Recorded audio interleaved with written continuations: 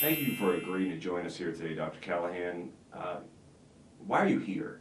Well, I have to admit it's with reluctance that I agreed to this interview. You have a beard. You from what I understand, you represent the Beard Congress, our sworn enemies. But we think this is such an important issue that I wanted to come and appear on camera today. What message do you have for the National Football League? Well, my message is beyond the NFL. My message is to Americans everywhere. That is that a major change needs to be made, a change that could impact the economy, it could impact the state of mind of every American, and it's a change that needs to be made today. That change, is Super Bowl Saturday.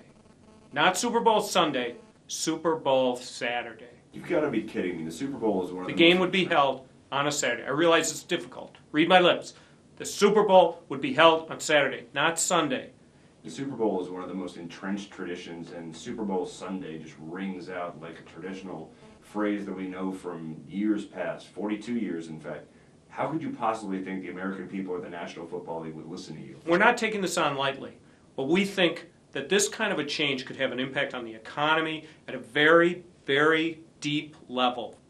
Explain to us what kind of impact that would have on both the economy and... We're talking about economics, we're talking about productivity, we're talking about gross domestic product. This is an issue that we're just not seeing addressed by the presidential candidates, and we think this is an important one.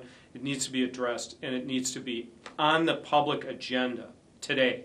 But again, breaking with such an entrenched tradition, how can you explain something like that? Well, let's look at other changes and ones that should be made or have not been made. The World Series has never been changed. It's now held at 3 a.m. The games are the only people who are watching it are widows and shut-ins. Children are only allowed to watch it if they've been drinking energy drinks, cappuccino, or have been smoking cigarettes. Other than that, baseball's future has already been mortgaged, and that's a change that hasn't been made, and we all agree it should be. The wild card level in baseball, terrific. Bob Costas, doesn't have a mustache, he didn't like it. I think he's wrong. The Native American mascots, that's been a wonderful change. Native Americans feel better about themselves. And the Super Bowl itself has changed. It was held in late November, back in the 40s when it began, and now it's on the first Sunday in February. The Pro Bowl, that important event, that's moved, and we've seen a great response for the Pro Bowl. They're still holding the Pro Bowl, aren't they? Yes, last year they had 36 viewers. That's exactly what I'm talking about. And from what I understand, the biggest change of all is we understand Barry Bonds is not going to be taking steroids next year. That's revolutionary, and we all accept that. Change is good. We need to embrace it. You mentioned earlier socioeconomic impact from moving the Super Bowl from Sunday to Saturday. Can you talk a little bit about that? Well, let me give you some hard facts. Super Bowl parties are going to be bigger and better in this scenario. Hear me out. Super Bowl Saturday allows people to stay up later, to not have to worry about getting up except to go to church. Clergy, we're sorry, but this is just how it's going to have to work. Party hosts are going to spend far more on liquor and food. The contribution to the economy by our studies is $600 billion, it's a lot of money is what it is. The networks, think of the ability to charge more for commercials. A $10 million commercial, we could create robotic super celebrities to appear in these commercials, and we think that's going to just enhance all of our lives, to be able to maybe bring some people back from the dead. If you're spending this kind of money, think of the things you could do. Hosts will be able to clean up, and we see a huge impact on the cleaning sector of the economy. Procter & Gamble, companies like that, I think, excellent investments if this goes through. I think we're talking about no recession, no downturn in the economy. Its glory days are back with Super Bowl Saturday. Now, before we started this discussion, you had told me that the American Mustache Institute had conducted some research. And let me read from this document you gave me. It said, a recently completed poll of heavily mustached restaurateurs sports fans, non-sports fans, as well as one man claiming to be a leprechaun from Mobile, Alabama. We don't have that proved. I want to Okay. point that out. There's no But proof to that. You state that this group overwhelmingly suggests that there is not only support for moving the Super Bowl to Saturday, but that that both the American culture and economy would benefit. Give me some percentages here of this scientific study that you conducted, this poll. What were the numbers? Our numbers showed that 116% of the people that we polled thought it was a great idea.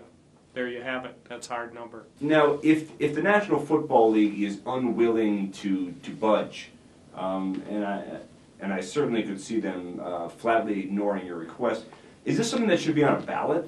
Is this something there should be some congressional intervention into? Mandates have never worked. We all know that. But if this isn't taken seriously by our candidates in this upcoming election, we would go right to Congress. We would look for intervention. This change needs to be made. The American Mustache Institute is the American Civil Liberties Union of mustached Americans and mustached humanoids worldwide. Absolutely. Why are you bringing this forward? Our mustached Americans are a varied breed. In the 70s, they were newsmen, politicians, and members of the village people.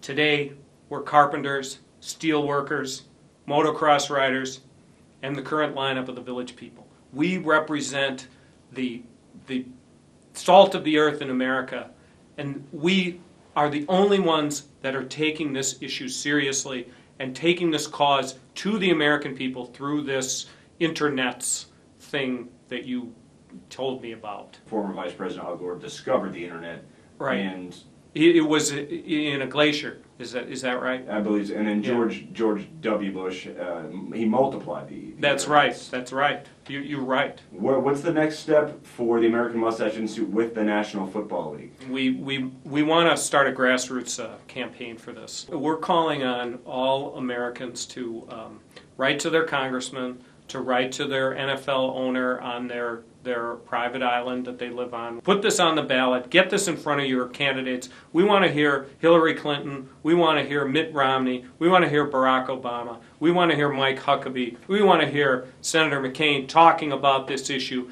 and coming up with a concrete plan for Super Bowl Saturday. You know, it's very rare that you've submitted to television interviews, Dr. Callahan. Tell us a little bit in your own words about the plight of the mustache American and about some of the work that the American Mustache Institute is doing. It's the work of God. It is God's work. We are working with the downtrodden, the people who have most been discriminated since the 70s. This is a group that has been just absolutely put down on so many levels. Unable to get jobs, unable to get chicks. They have really been put in a place, in a dark box, cage. Let me ask you another question.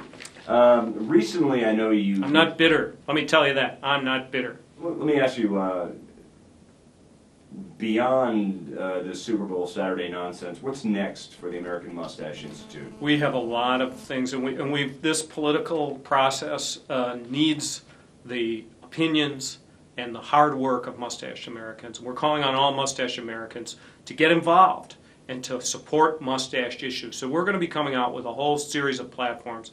We're considering endorsing a candidate, but we're looking for one who's bold and willing to meet with us and to consider our platform. So we call on all the candidates out there to come to the Mustache Institute here in St. Louis, overlooking the fabulous world's largest mustache, the St. Louis Arch. Well, Dr. Callahan, thank you very much for taking time out today to meet with us. We appreciate this. Has certainly been enlightening, and we look forward to future endeavors by the American Mustache Institute. Thank you.